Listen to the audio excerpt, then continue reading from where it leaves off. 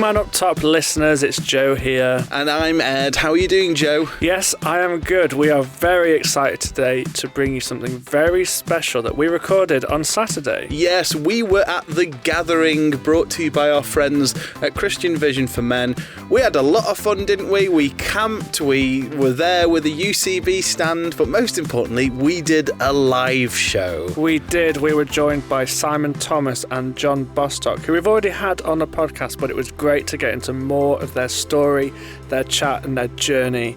And yeah, without further ado, let's just have a listen, Ed. Yeah, let's have a listen to The Big Man Up Top. And it's live. Hello and welcome to the podcast that didn't get invited to the Club World Cup, but would much rather play in a field near Swindon with a load of blokes. It's the Big Man Up Top. Hello guys, and yes, welcome to the Big Man Up Top live at The Gathering. This is exciting, Joe, isn't it? This is absolutely massive. I mean, I've got to say, listen, first of all, we're so happy to be here. This is our first time. I was okay camping. Joe, on the other hand, is not a camper. You're not a camper, are you? It's not my thing. The last time I went camping, Fabio Capello was the England manager. Yeah. So that tells you how long ago it was. I turned up with a tent. It's massive. It had no tent pegs. No tent pegs. So what did you do, Joe? I found a Go Outdoors shop 10 minutes away. They were very helpful in there. I rang them and I said, do you sell tent pegs? They said, of course we sell tent pegs. So I bought some for £6. £6 for some tent pegs, and he's already broken 3 of them, yes, you? Yeah, very good. Yeah. But it was, in all seriousness, it's so good to be here, even with the weather. No, the weather's great, what we're talking about. It's quite sweaty in here. It's quite muggy. Make sure you're drinking lots of water. It feels a little bit like, I don't know if you've seen in the sporting news, England have been doing World Cup warm-ups in hot tents. Has anybody seen this? Yeah? So this kind of feels like us, preparing for the call-up next summer. Joe in the anchor midfield role. Yeah, holding it all together. Yeah. Under Declan Rice. Me, left back on the bench. Anyway. So, Ed, what are we going to do the next hour? Yeah, so we're going to bring up some special guests shortly, but we're going to talk about the Club World Cup. We're going to talk about classic football shirts as well, because we have seen some amazing football shirts. Put your hands up if you're wearing a football shirt today. We've got, oh, look at this, we've got loads. Okay, so we're going to talk about classic football shirts as well, but we're also going to talk about faith. And in particular, we're going to talk about the idea of second chances. Football's a game of second chances. And we also believe in a God that is a God of second chances as well. So, to help us do this, we have some very special guests, don't we, Joe? We do. People aren't here to see us. They are here to see our special guests. So, our first guest is a professional footballer. He has played for the likes of Crystal Palace, Tottenham Hotspur, Nottingham Forest, Doncaster, Notts County. He is also the founder of the movement Ballers in God. Please welcome to the stage, John Bostock.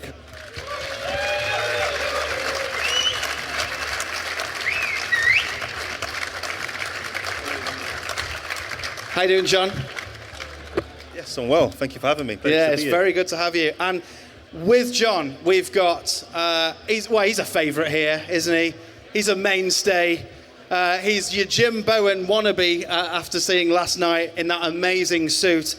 He's the host of Soccer Saturday. Please welcome Simon Thomas, ladies and gentlemen.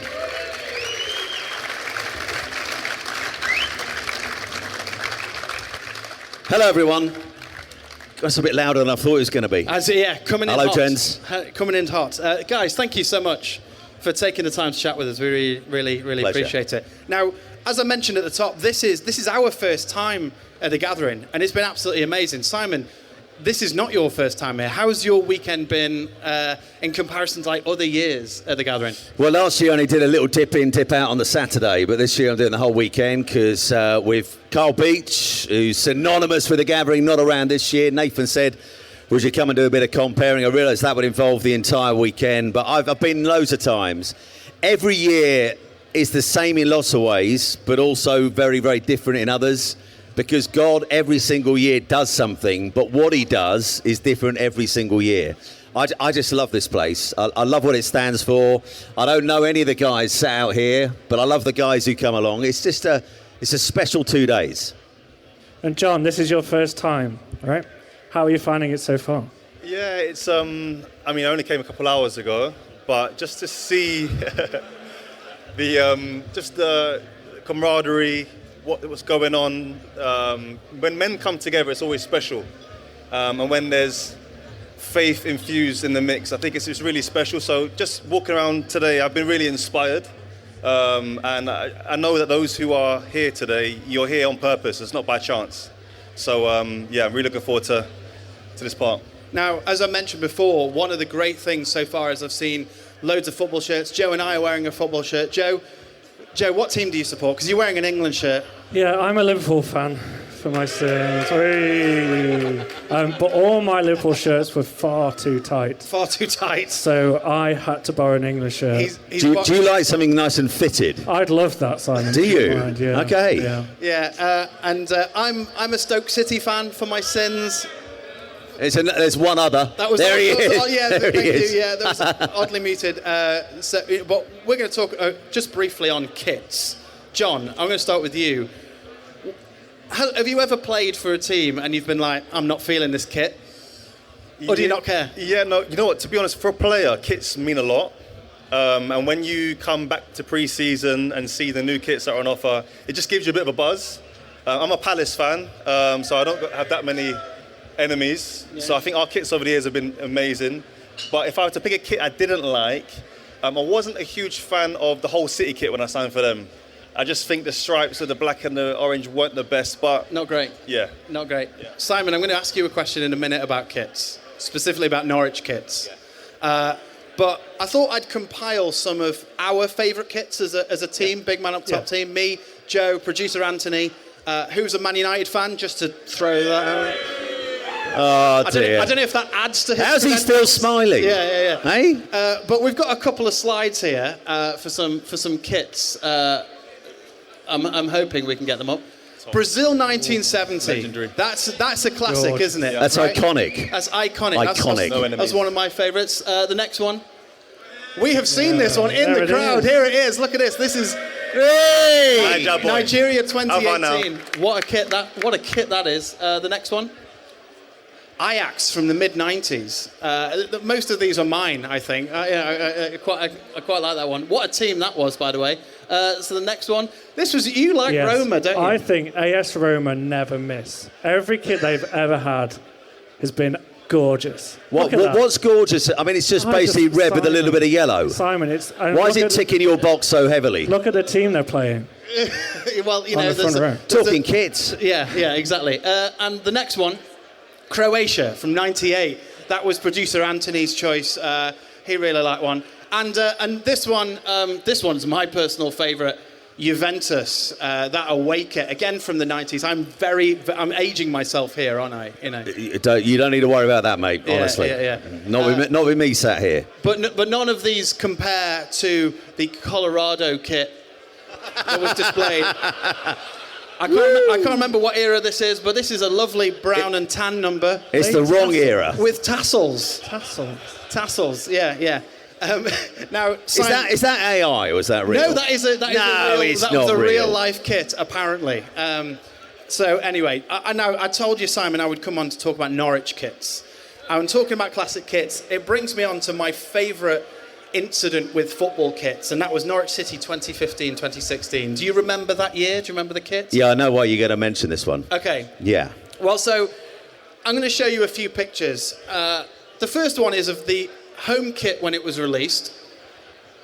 Now is a little bit, yeah. I mean, look, it's the picture's cut off, but you'll get why in a second. This is Yusuf Malumbu. He's displaying. Look at that smile. He's very excited about this kit. He's happy in that first picture, isn't he? Yellow and green. You know, they're the standard Norwich colours, aren't they? You know. Now, obviously, you played Watford that year, so you're going to need an away kit. Yeah. Right. So we've got yellow and green in the first one, and for the away kit, we've gone for a green. Just green. That's all right. That's okay. What's wrong with that?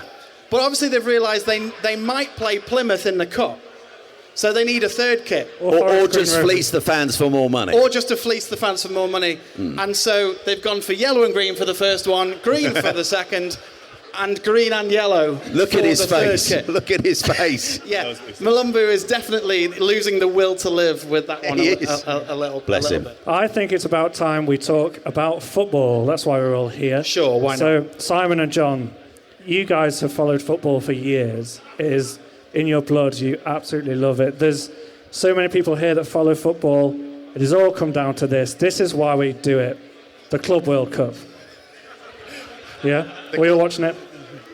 No? What do you guys think? Have you watched Hey, any you of just sampled the temperature of the crowd. Yeah. it? Yeah. Does that tell you something? Yeah. Ed, have you watched any of it? I have not watched any of the Club World Cup. No, I saw Bayern Munich beat Auckland City 10-0, Yeah. and I just thought, what are we doing? What's the point? What And I I- loved about this game is if you've watched Bayern Munich, they play the can-can every time they score a goal in the Allianz Arena. They decided to do it for every single goal in this game. It was not great. And you just think as an Auckland player, by the 9th goal, don't play the can-can. We're a bit fed up with it, aren't we? But it's fair to say this has been quite a controversial competition, you know, with all the talk of fixture congestion held in the USA after quite a grueling season. It looks really hot over there. Yeah, very hot. Guys, what has your response been to the Club World Cup? Are you on board? Do you think it's too much? John, we'll go with you. Yeah, I mean, to be honest with you, when the season finishes and there's no football to watch, you miss it. And you long for there to be a Euros or a World Cup as a spectator. But I think they're taking it to unnecessary levels, to be honest with you. I have a close friend of mine who's in Ballers, who plays for Borussia Dortmund, and I've just been speaking to him about the load, the lack of a break. But at the end of the day, as players, it's something that we love to do, so you're never going to say no. But I think from a spectator's point of view, maybe it's something that maybe shouldn't happen, you know. So I'm not the biggest fan, but it's intriguing, and it's football. It's still 22 guys kicking the ball around the pitch, so as sour as it could be, there is a sweet side to it as well, you know. Yeah, so fixture congestion is a real issue. You know, I often think as fans we think of fixture congestion, but as a pro, is that a problem as well? Or are you just like, I want to keep playing? Or is it a bit of both? Yeah, I mean, you always want to play. We're in a very privileged position to do what we love to do. But you want to do it at your optimal level. And when you're shattered, when you're tired, when you are depleted, you can't perform to the best of your ability. More risks of injuries. I'm always for more football. I love it. But yeah, I think speaking to some of the players who play at that level, there's actually zero time off. So the flip side is, when it comes to December, January, February, will football still be at the same standard around Europe? Probably not, but it is what it is. Great. Simon, I get the impression you're not a huge fan. I believe your quote yesterday was, quite frankly, who cares? Well, listen, I know some people do care. Listen, one of the phrases I was taught in life on Blue Peter was less is more. You know, if you miss something for a while, when it comes back, you value it more. And I know there are some football fans, actually quite a few. I'm not one of them. I love football. Otherwise, I wouldn't do what I do. But there are some who just need the oxygen of football 24/7. I get that.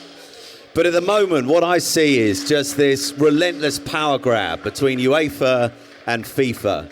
And nowhere in that power grab, particularly from Gianni Infantino, who's loving his moment in the sun in the USA at the moment, is player welfare.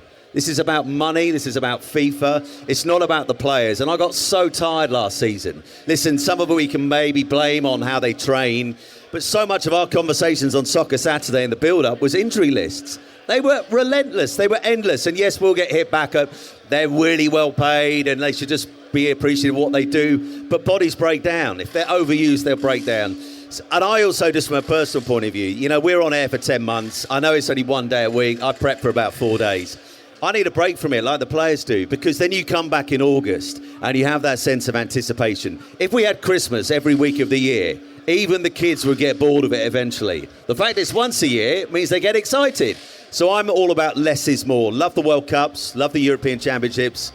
FIFA Club World Cup, nah.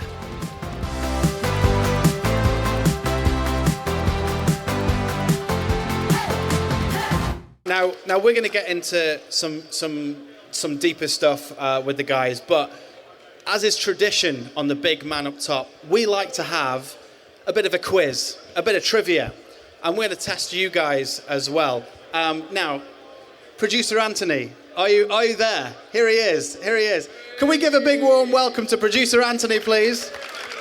Hello. Oh, that's loud. Great. This is the man who makes us sound semi-professional, so he is working incredibly hard. I do my best. Please, Anthony, explain the game to everybody. So, every week on our Big Man Up Top podcast, we do a little bit called Bible Ballers. Now, this is a trivia bit. It's a guess the player, but with a twist, where every single player we choose, their first name will be a book of the Bible. So, for example, I might say, which Bible baller was on the books at Crystal Palace and Tottenham Hotspur and is now at Solihull Malls and founded the fantastic ministry Ballers in God? Who might that be? Who do we think? I heard it down here. John Bostock. John Bostock, yes. Well played, sir. Now, no matter how much you might try, there is no book of Didier. I've looked. There's no book of Zlatan, so it won't be them. Mohamed Salah? No. If only. Well, let me just get straight onto the question then. Now, what I will say, we've been doing this for 43 weeks now, so we've got past all the easy ones. We're on to the difficult ones. So what I'm going to ask is, if you guys in the audience, if you do know this answer, don't just shout it out straight away. We want to give Ed and Joe a chance to try and get it first. So at the end of the show, we'll give a chance for the audience to shout it out, okay, if you know it. But I think it's quite difficult. You guys as well. Yeah, we'll give it a go. Yeah, you ready? These guys can help us, yeah. Yeah, they can help you if they know. Okay, so the question is, which 90s Bible baller is the first Nigerian to ever win the FA Cup? He famously scored 2 goals in the semi-final, having substituted himself on against his manager's wishes. Oh. Could you read that out again, please, Yes, Anthony? I'll read that out again. I told you it was difficult. Which 90s Bible baller is the first ever Nigerian to win the FA Cup? He famously scored 2 goals in the semi-final, having substituted himself on against his manager's wishes. Is it John Amakachi? That's a good shout. It's a good shout. Is it John? Could be. Amakachi? Have you got any? His first name. I'm Joe. struggling here. Have we got to have the answer now? Do we get to the end of the podcast to think about We'll have it? a think about it. Okay. Have a think about it. If you've got any thoughts, I will also give you a clue when I come back later. Okay. Thank you. Just by a show of hands, does anyone think they've got the answer? Okay. Oh, we've got a few people who think they've got it. Think they know it. That's good. Well, Right surname, isn't Anthony, will you come back on in a bit? I'll come back later and we'll see if anyone does get it right.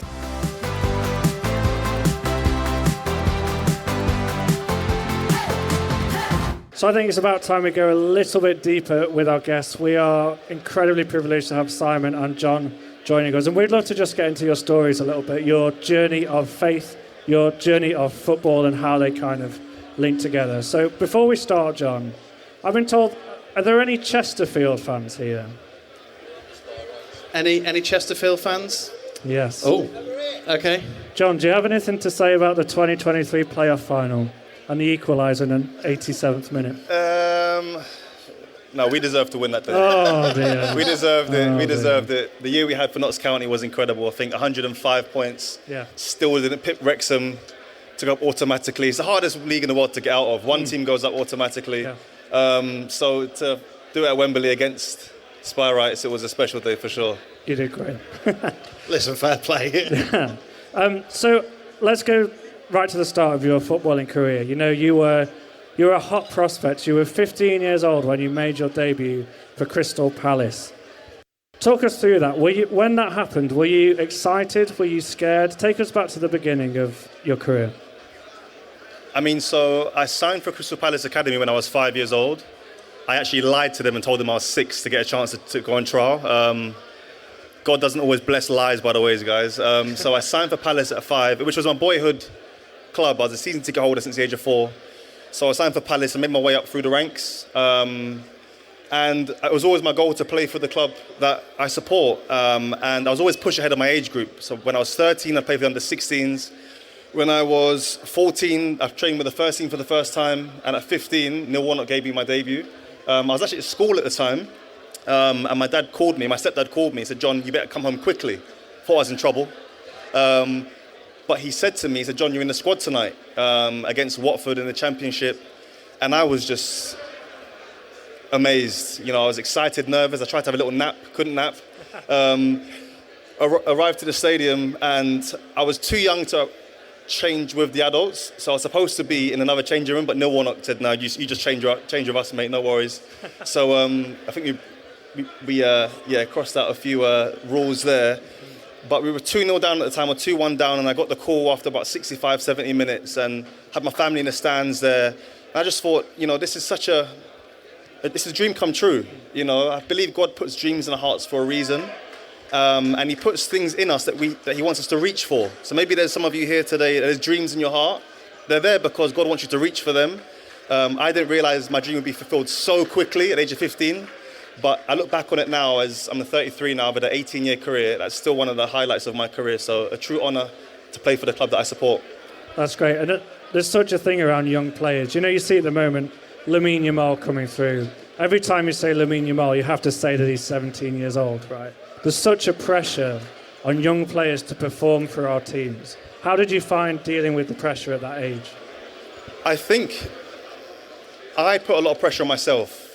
There was a lot of outside noises and external noises. And my dad, God bless him, my stepdad, he put an incredible amount of pressure on me. I don't know if anyone here has ever experienced pressure from a father figure in their life, but I mean, we're in a better place now. But during my career, especially in my early days, it's like my relationship with him was only football. And that really hampered me in some ways. I appreciate that was his way of showing love, but holistically, it damaged me. So when you got the outside noises, I mean, my school teachers, my PE staff in my secondary school, they told me that they put on a £1,000 bet with William Hill that I'd make my debut for England seniors before I was 21. They lost their money, so don't gamble. But there's a lot of outside noise and external pressure, but the biggest part was that which I put on myself, and I had to learn to, rather than carry that, to push that towards God later in my career. But young players now, there's a lot more support around them. The clubs are better at kind of encouraging them, player care and welfare. So I'm glad to see that's improved in football. And we're going to come on to your heart around young players and kind of mentoring them. But at this point, did you have a faith, or were you yet to have a relationship with Jesus? So I grew up in a non-believing household. My mum kind of raised me just to believe in myself, which worked for a while.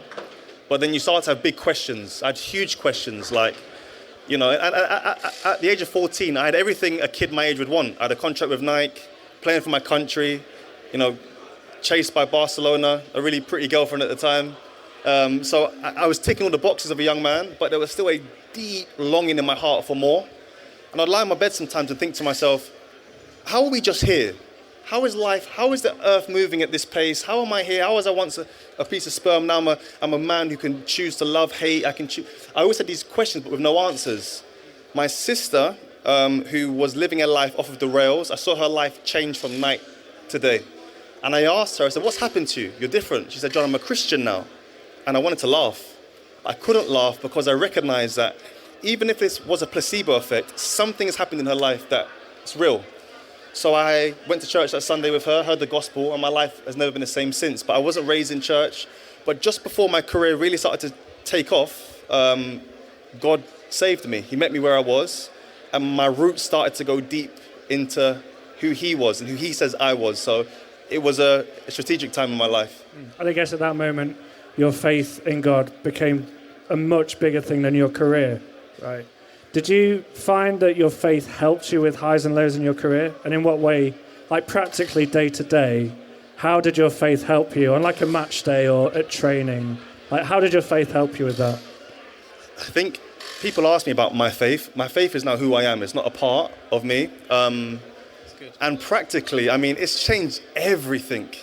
You know, if your eyes can't see clearly, you're going to hit all sorts of obstacles in life. And what Jesus has done in me, He's changed my view of everything. So now I'm able to see with His lens. And look, ultimately, we all are football fans here. We've all got opinions. Some of us love United, some of us love Liverpool. Some of us have opinions about players and managers. And everyone who supports football, they're an expert, right? I'm in a game where every single person has an opinion. 1 minute you're the flavour, next minute you're nobody. So if you're in a game of opinions, if you don't know who you are, you're going to be swayed left and right by the tides of opinions. Having a faith and knowing who God says I am, it anchors me. Don't get me wrong, I still feel what other non-believers feel, but the fact that I have now given myself to believe what he says about me has changed everything. So even if the punters and fans are screaming at me, Bostock, you're useless. I remember I signed for Sheffield Wednesday, right, on loan from Spurs. I had the worst 4 games in my career. I was awful. And I remember reading one of the Twitter comments after the game. They said, if that Bostock plays for this club ever again, I want a refund on my season ticket. And I was thinking to myself, wow, that's a really powerful opinion. But then you go back to who God says I am, regardless of how I perform, I am who he says I am. And that just gives me confidence and security in my life. So that's just one example of knowing who I am in Christ. I love what you say about your faith is who... Yeah, let's do that round, please. I love what you say about your faith isn't a part of you, it's who you are. What advice would you have to anyone here who feels the faith is just a part of them, and what's that next step for that to become who they are? Yeah, there's always more. I've realised this with Jesus, you're never at the end of him. There's always more.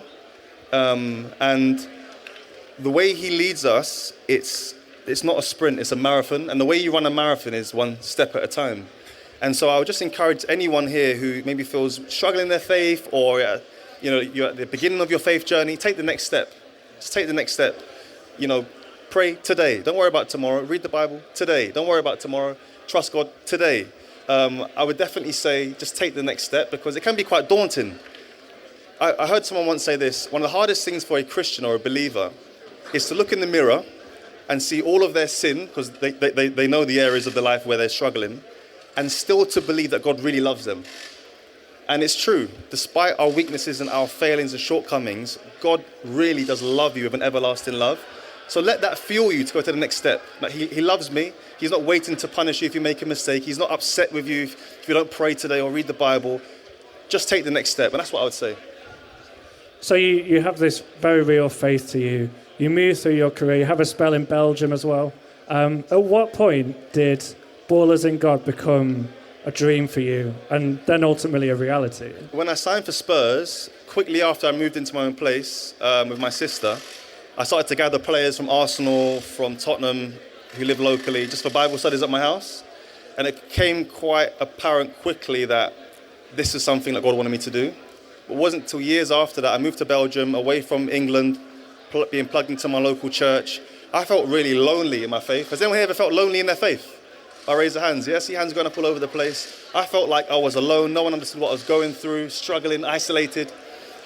And I prayed. I said, God, I'm struggling here. The language barrier, it's not easy. I'm training on Sundays sometimes, so I can't get to church. Can you help me? And the Lord put it on my heart to start an online gathering for professional players to support each other. So I reached out to a few of the players that I met along my journey, asked them how they were, and they said, yeah, football this, football that. I said, no, not football. How are you as a man? Oh, bro, I'm struggling with pornography. I find it hard to pray. I'm not motivated to go to church. I said, look, I've been there. I get it. Would you just want to jump online for a meeting once a month just to study the Bible, talk, pray for each other? And they said, yeah, I'm up for that. So we held our first online meeting in 2015 with 4 players, and it just was very apparent that God was in it. We prayed, we laughed, we cried, we read some portions of the Bible. Shortly after that, players invited more teammates, we invited more teammates. It grew and grew and grew and grew and grew, to the point where now, 10 years after, we've got 3 language groups where we disciple players weekly, prayer meetings every single morning.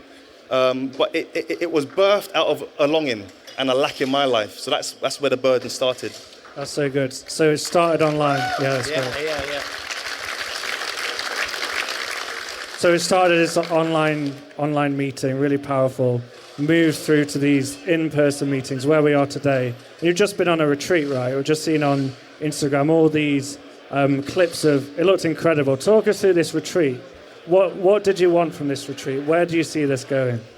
So, because of a player's schedule, most of our meetings are online. but there's nothing like being in person. That's why I'm so encouraged to be here today, just to see men come and gather. Because you guys have all sacrificed to be here. Other places you could be, but you thought, you know what, let me come here because it's where I want to be.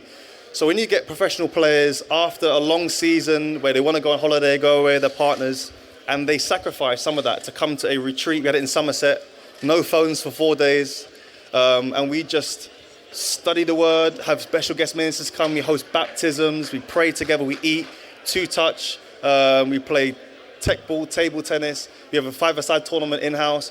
It's a really powerful time.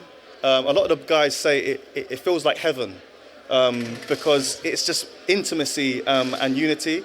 So the goal for it is for players to encounter Jesus in a real way. No distractions, and every single player said that was their testimony this year. That's so good. Well, at this point, we would love to invite another special guest. Please welcome Rafael Araoye, who is a centre-back for Bristol City and was also part of the retreat at Ballers in God. Let's welcome him.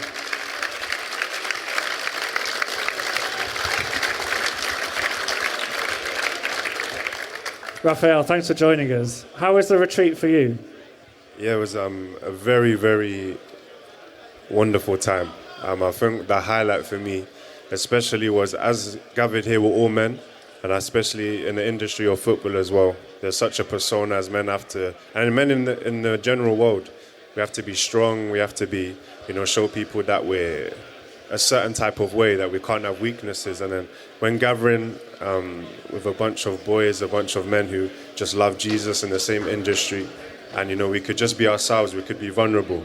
There was no pressure on us that we had to act a certain way. We didn't have to behave a certain or try to please anyone. We were just men.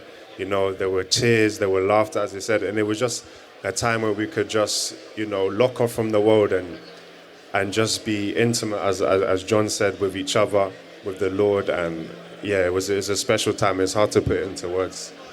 You're 20 years old. You're right at the start of your career. As you mentioned, you're playing at Bristol City. What does it mean to you to have someone like John in your life kind of mentoring you and guiding you through? What does that mean to you? Yeah, it's definitely a prayer answered for sure.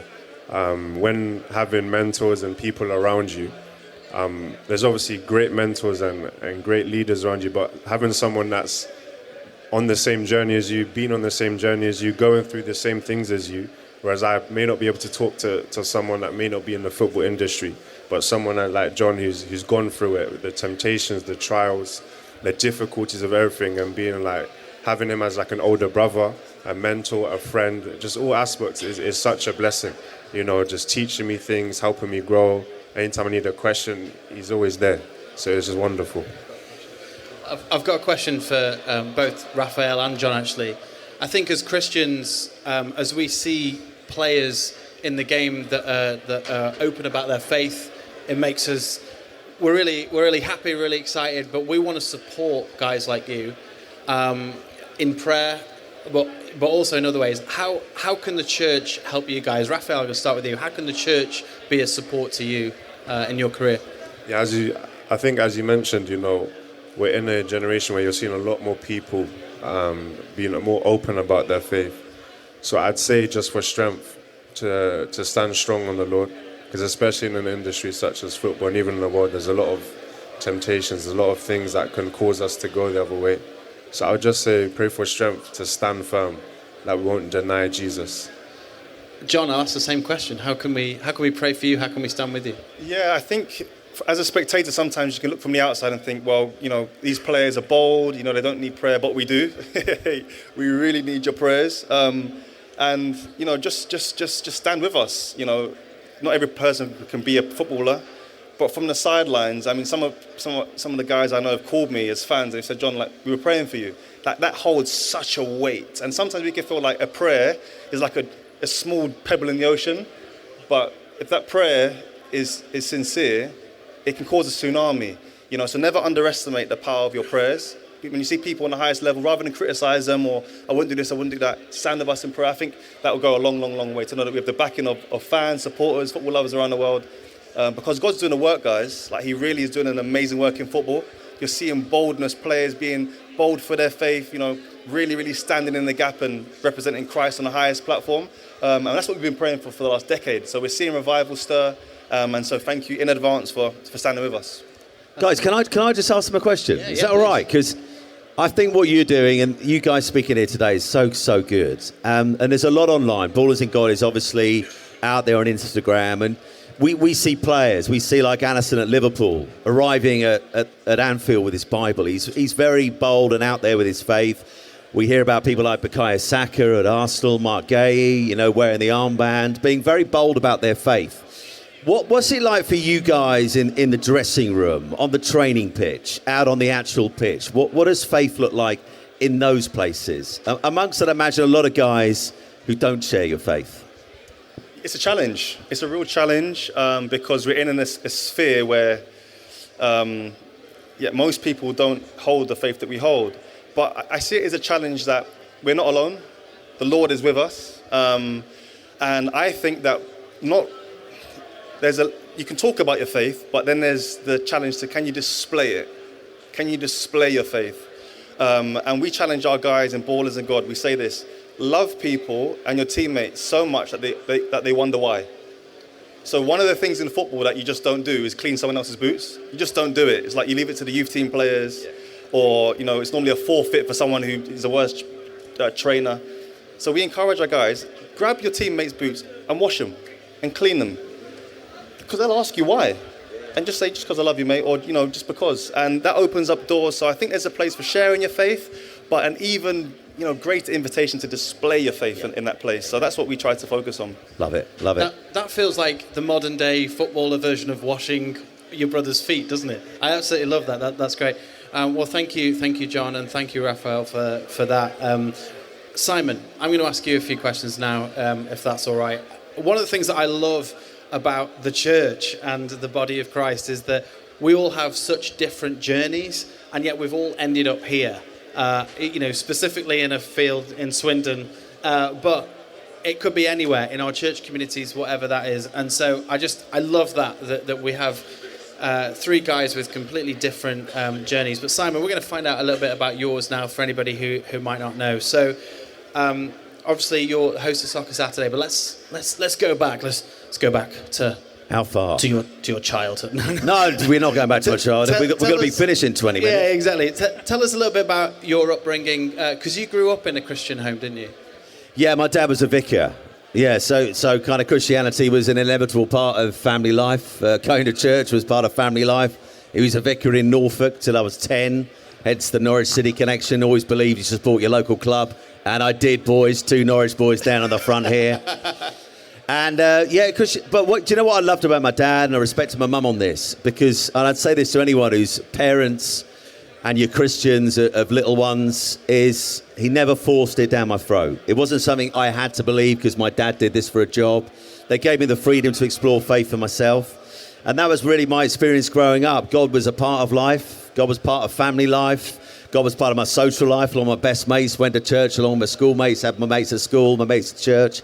It was just always there. And you get to that kind of age, teens, where you begin to question things and try and work out God and faith and the Bible for yourself. But it's always been a part of my life. In some ways, I've craved that kind of Damascus Road moment where suddenly everything changed. I had a dramatic conversion. I haven't got that, but I've got a tale of where God has been amazingly faithful and present over the course of a long time. And so you've had this amazing journey then into television as a career. Tell us about that, and specifically why you wanted to go into sports television, into football. So for those of you who don't know, I spent 6 years having a very lovely time floundering around in children's television on Blue Peter. And I knew it was a job you could only do for so long. So what was next? I refused to believe this advice I've been given, which is you're made for life. Not financially, but just that everything will fit in place and you'll get other jobs. I didn't really believe that, not because I'm cynical, I just didn't believe that would be the case. I'd be quite arrogant to feel just because I've done Blue Peter, therefore I deserve another job in broadcasting. So quite early on, because I loved football in particular, I love my cricket, I love a lot of sport, but particularly football. That was my kind of aim after Blue Peter. So as soon as I started on the programme, I started to make my next plans about what do I do beyond the next 5 or 6 years that I get to do this show. And sport and football is where I wanted to aim next. So I made the right noises to BBC Sport. But when the time came in 2005 to leave Blue Peter and hopefully get a job in BBC Sport, they said, and their words, not mine, no room for kids presenters in BBC Sport. So the door shut. I went to Isleworth in West London and went to meet the bosses of Sky, who were thankfully for me a lot more open-minded. They said, we will give you a chance. We will give you a couple of screen tests. I did one with Chris Kamara. Can I just say, much as I like Cammy, he was hard work on that day. I'll tell you what, he was hard. He wasn't very nice. But that's another story. And I got offered a chance to star on Sky Sports News. Listen, that wasn't my dream initially. I'd gone from a really high-profile show on the BBC, watched by millions, and suddenly I'm on a rolling sports news channel. But it was such an important part of learning about sports broadcasting, learning about sports journalism. And then I kind of graduated through to doing the Football League. And eventually I got to what most people at Sky who work there would say is the top, and that's the Premier League. And so you've sort of got this job. I remember as a young football fan, like you were part of my just football content. You know, you were a real part of that. You must have had one of those lives that from the outside, like everyone thinks, oh yeah, he's got it made. But then life went in a bit of a different direction, didn't it? Tell us a little bit about what happened in 2017. Yeah, this is very, very... I know some of you have heard this before. It's a very difficult story to tell briefly, but I'm just going to give you an abridged version. I don't mean this in a kind of disrespectful way, but I lost my first wife, Gemma, really suddenly in 2017. Died in the space of 3 days from diagnosis. And we had one son called Ethan, who was 8 at the time. And I was flying high at Sky. Everything was going so well. I was into my second season on the Premier League in terms of my career. I'd made it. I'd got to where I wanted to be. I'd ascended the mountain. And I was enjoying life. And you're right. I guess for people looking on in, they'd gone, look, he's got a lovely wife. He's got a son. And my goodness me, he gets paid to talk about football. He travels the country, taking in Premier League games. What a life. And it was a life. But no life is perfect. And that was an absolute wrecking ball that came through our lives in 2017. And it changed absolutely everything. I know this guy's here. You've been through something life-changing. It feels like the foundations on which your life have been built suddenly crumble. And it leaves you asking what's left. What is left? Of course, I have my boy, but in terms of my life and my career, and I decided to step away from Sky to look after Ethan. Thankfully, because of life insurance, that's a separate area, but we had it for both of us. I had the financial freedom to do that. Very blessed in that way. But it was a time of life where I'm searching around for God. I'm searching what faith means in the midst of grief, in the midst of fear and confusion.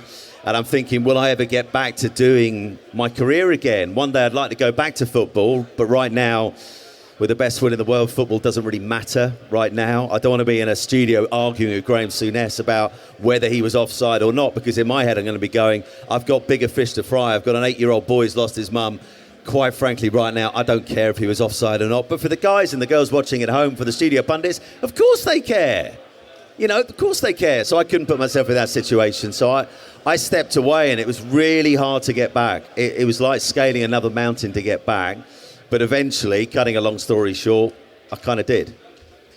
And so, obviously, you know, your faith would have played a huge part in sustaining you in those difficult moments. But I want to talk about the recovery. And it's not been an overnight process, has it? But it's been a wonderful journey of where God has led you to eventually coming back to Sky. So could you tell us a little bit about, I suppose, that restoration work that God's done in your life?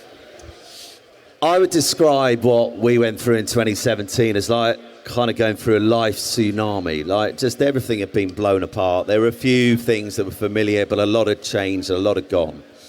And it leaves you questioning whether life is ever going to be really good again. It can't be the same again. We're all unique. So when a person leaves our lives, they're irreplaceable. You know, we celebrated Steve Legg last night. Steve's irreplaceable. He's unique. Like each one of you guys sat here this afternoon are utterly unique. So I knew life couldn't be the same again. I didn't actually believe it could be good again. I felt the world was feeding me this lie. The devil was feeding me this lie that this was it. Your life is now just essentially being there for Ethan, important job though that is, but this is it kind of now. It's now a black and white version of life. But the Bible is full of God saying, and Jesus Christ saying, behold, I'm doing a new thing. I am a new creation. Jesus is in the business of restoring and rebuilding and recovering lost and broken lives. I was that broken man in 2017. I felt like my faith, my life, everything had been built on was smashed into a million different pieces. There was a period where I didn't believe God could rebuild even that. But the story of the last nearly 8 years has been a story where God has been utterly faithful. Yeah, there were lots of times when I questioned where he was. Lots of times I thought he's awfully quiet at the moment. Lots of times when I didn't really believe that life could ever be truly good again. And yet, when I now look back, and I'd encourage anyone going through tough times right now, maybe going through grief, it won't be until you've traveled a little bit that you can look back on the journey you've made and go, that was God right there. There he was. I couldn't sense him, I couldn't hear him, but there he was. I look back now, and I just want to, before I quickly say this, say, listen, this is not going to be everybody's story. So I don't say this in a boastful way. I don't say, oh, look at me, look at what God's done in my life. But he's done extraordinary things, and he can do that in your life. It may look different. But, you know, bringing love and get into my life, meeting the amazing Dorina.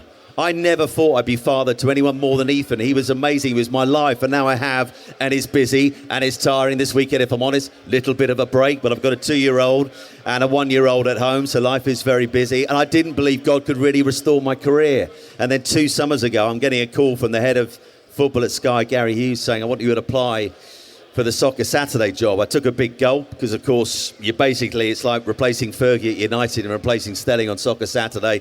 I'm going to be honest, I didn't want to do it. It scared the living daylights out of me. But my prayer through that whole thing was, God, if this is the job you want me to do, if this is part of the rebuilding part of my life in terms of my career, then if it's not from you, close the door. And we prayed that for 5 weeks on end. The door never closed. The job was mine 2 years ago. And so it has been a story of God's amazing faithfulness. And what he's in the business of doing, boys, we've seen this gathering year in, year out, is meeting you in your brokenness and rebuilding lives. Isn't that amazing? Now, Simon, I've got one more question, and then we're going to move on a little bit. What I want to know is, when you're doing your job on a Saturday, 20 minutes in, Stoke are already 2-0 down, Liverpool probably 2-0 up. 3. United. All right, steady. Anyway. Hey?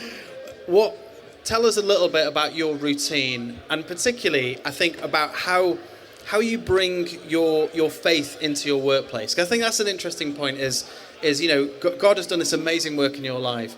How can you be an influence on others around you through your work? It's a really good question, because when I got the job on Blue Peter all those years ago in 1999, the Daily Mail, that scurrilous newspaper, the Daily Mail, got hold of the story first. And the only thing they had on me, that was my name was Simon, my dad was a vicar, and I was a Christian.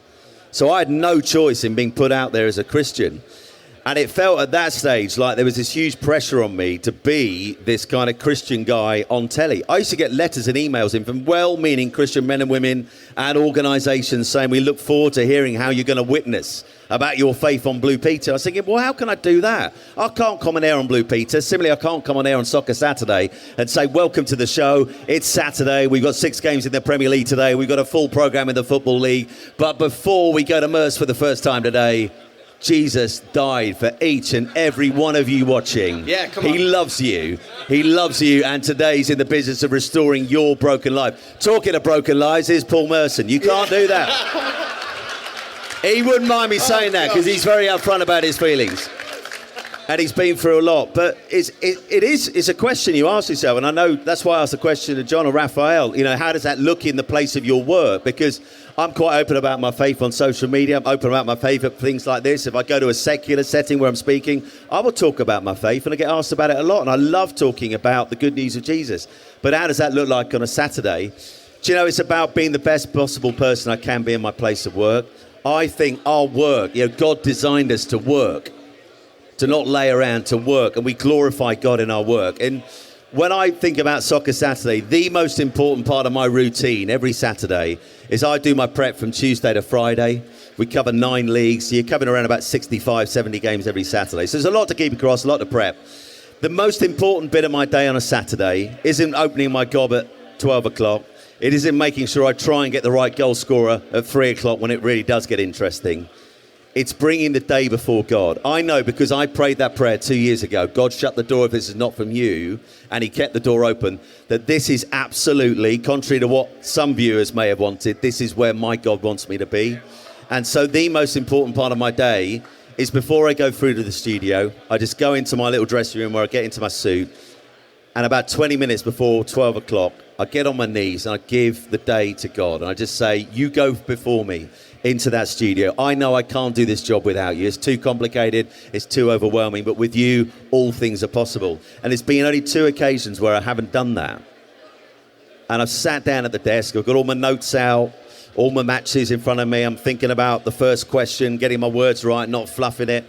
And 2 times I felt really uncomfortable, like what's happened here? And those 2 times have been the 2 times I hadn't got on my knee and pray. And I ran out the studio on both occasions, got into that room, just a 20-second prayer, went back, and it makes the world of difference. So I know that in the job that I do, that I glorify God, I represent him by being the best I can. That's brilliant. Thank you for sharing, Simon. Before we finish, I'd love to hear, what does the story of the prodigal son mean to you guys? John, why don't we start with you? I think we can all see ourselves in that story, if you guys are familiar with the parable of the prodigal son, where he leaves his father's house and he goes his own way. I know what it's like to do life on my own. And before long, I find myself eating with pigs, to be honest with you. And I think we all know what it's like to rely on your own strength. It doesn't last very long, but what sticks out for me most in the story and the parable of the prodigal son is who the son comes back to. If you look at the imagery of how the father waits for the son to come home, the word of God says that the father ran towards the son with his arms wide open. And at times when I look at my mistakes, my shortcomings, especially the way I was raised. I mean, in my house, if I played well, my stepfather would talk to me. If I played bad, he would walk past me in the house for a few days. And when I came to know God, I thought God was the same. If I sinned, I can't talk to him. Maybe I've got to clean myself up. I've got to fix myself and be pure before I can even approach God and pray. But the opposite is true. God is running towards us. And so I think that's something that everyone here can take comfort from, the fact that no matter how far you drift, no matter how far you go away from your father's house, God is not just waiting, he's running back towards you with his arms wide open. And so I think that it's incredibly encouraging for me to see God in that way, that he loves me and that he pursues me way more than I pursue him. Raphael, can I ask you, on that point that John's just made, what would you say to someone who feels like they are too far gone? Because I mean, I don't know about you guys, but there's times when I feel like that. I'm like, God, there's no way you could love me. So what would you say to somebody who might be thinking, I'm too far gone? That's an amazing question. And yeah, I felt the exact same as well. You know, when you think you're too far gone. And it was great. This is the same story that brought me back to, as John said, the father. I think to talk to someone that feels like they're too far gone from a personal experience, you're just one step away. Yeah. You're just one step away from reuniting that friendship, that relationship with the Father. And of course, you look at your life, you're thinking, I've done this, I've done that. And I was the exact same. I looked at God as that strict headmaster. You know, when I do something, it's bang, bang, bang, all of this. But when you come to realization where it's like, as you're one step away, he's, as the story says, he's always there open, with open arms. So for someone that feels far away, take that one step of faith. You may be thinking, I'm too unclean. But I want you to know that Jesus, he had no sin. In him was no sin, but he took your sin, substituted it for his righteousness. So when God looks at you as his son, as his child, he's well pleased with you. So that's what I'd have to say. That feels like an amazing place to leave it. Guys, thank you so much. It has been wonderful chatting to you. But before we let you go, we need to find out the answer to this question, don't we? Where's producer Anthony? Where is he? Here he comes. Let's give another round of applause. Hello, hello. Anthony, can you read the question out again? Because I've forgotten it. I'll read the question out. I'll give you a little clue as well. Okay. So the question is, which 90s Bible baller is the first Nigerian to ever win the FA Cup? He famously scored 2 goals in the semi-final, having substituted himself on the pitch against his manager's wishes. And the little clue is, the team he won the FA Cup with was Everton. So who remembers the last time Everton won something? Gosh. Yeah, I know, I shouldn't say Gone it's heavy. this season. We reckon between us that I've got the first name and you got the surname. Go on. Who's So first name, Daniel. Surname Amakachi. Daniel Amakachi. The correct answer is Daniel Amakachi. Well done, guys. Amazing stuff. Fantastic. He got it. Yeah, very good. Listen, guys, that's it. That's about all we've got time for, Joe. Yeah, I hope you've enjoyed the big man up top. Yeah, and just a quick note to say, if you want to hear more nonsense like this and occasionally talking about things that are Are semi-important... you describing the last hour as nonsense? No! How dare you? Waste of time. Please check out the Big Man Up Top from UCB. We're on Spotify, YouTube, Apple Podcasts, and all other lovely places like that. Please, come and say hi and all that stuff. And let's hear it one last time for our guests, John Bostock, Simon Thomas, and Rafael Araoye. Thank you so much, guys.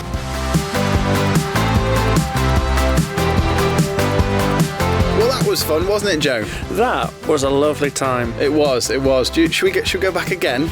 I reckon so. You can bring your pegs next time. That'd be good, wouldn't it? Just a big thank you to Nathan and all the guys at Christian Vision for Men and the guys who joined us on stage for the podcast as well. We're just very grateful. It's been an absolutely top weekend, hasn't it, Joe? Yes, it really has. Now, we should talk about our new YouTube channel, shouldn't we? Yes, this is really exciting. So we've given little teasers about it, but Big Man Up Top has been a real special thing, not just for us, but for the listeners as well. And we've had emails from people saying that they feel like they're part of a family listening to this. And that's something that we feel as well. And we really want to encourage that community aspect. And so what we have done is we have set up our very own YouTube channel, Joe. We're on the YouTubes. We are. It's very exciting. And so if you go onto YouTube and you search for us, we are at Big Man Up Top Pod. So you can find us at youtube.com/@Big Man Up Top Pod. Or you can just search Big Man Up Top Or Podcast. you can just search Big Man Up Top Podcast, yes, and we're there. You'll see a lovely intro video of us saying hi. But also, from next season, we are going to be bringing video episodes of all of our podcasts, full video episodes, which we're quite excited about. But also, there's a little button near where you can see the videos that says posts, and we're going to be posting in there. We're going to be asking questions. We're going to be getting your topics. We're going to be doing Q&As. We're going to be doing behind-the-scenes stuff. Lots of bits and bobs, and we really want you guys to engage with us. So go and find our YouTube channel, subscribe, turn on your notifications, and get involved in the conversation. Yes, please. Thanks again for listening to this live version of the Big Man Up Top podcast. And we met so many people at the gathering that were listeners or are interested in listeners, so welcome along if you are new. Welcome along. We are really excited for this next season. Send us an email, podcasts@ucb.co.uk, or go on the YouTube channel and say hi via that way.